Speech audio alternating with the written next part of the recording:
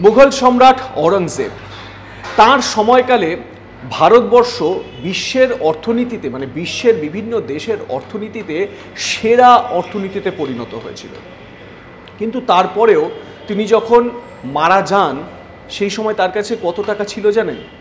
মাত্র 14 টাকা আর কিছু ফেস টুপি। আগে হ্যাঁ, এইবারে আপনাদের পুরো গল্পটা বলি।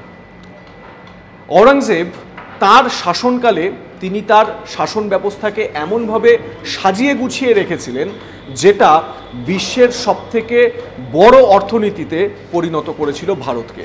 আমি 1707 সালের কথা বলছি। সেই সময় তিনি তার রাজত্ব এমনভাবে সাজিয়েছিলেন যে সেই সময় তার রাজত্ব বিশ্বের অর্থনীতিতে একেবারে নাম্বার 1-এ ছিল।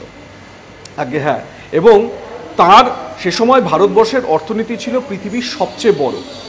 450 মিলিয়ন ইউএস ডলার আদায় করতেন তিনি রাজত্বের যে রাজস্ব হয় সেই রাজস্ব বাবদ, এবং তার অর্থনীতিকে 90 বিলিয়ন মার্কিন ডলারে উন্নীত করেছিলেন তিনি।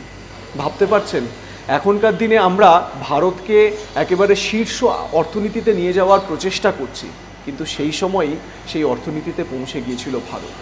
কিন্তু কি ইন্টারেস্টিং একটা বিষয় দেখুন, ঔরঙ্গজেব ব্যক্তিগতভাবে এই রাজকোষ থেকে বা কোষাগার থেকে একটিও পয়সা নেননি। কোনো রকমভাবে রাজকোষের যে টাকা সেই টাকায় রাজত্বের জন্য যে কাজ সেই কাজ তিনি করেছেন, কিন্তু নিজের ব্যক্তিগতভাবে কোনো কিছু ইউজ করেননি।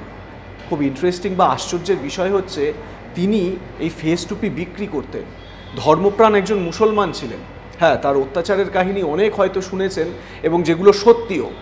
নির্মম অত্যাচার চালিয়েছিলেন তিনি হিন্দু এবং অন্যান্য ধর্মাবলম্বী মানুষদের জন্য। কিন্তু তিনি সারা জীবনে মাত্র 300 টাকা জমিয়েছিলেন। তিনি উইল করেছিলেন বা বলেছিলেন তার শেষ ইচ্ছা ছিল সেই 300 টাকা গরিবদের মধ্যে বিলিয়ে দিতে।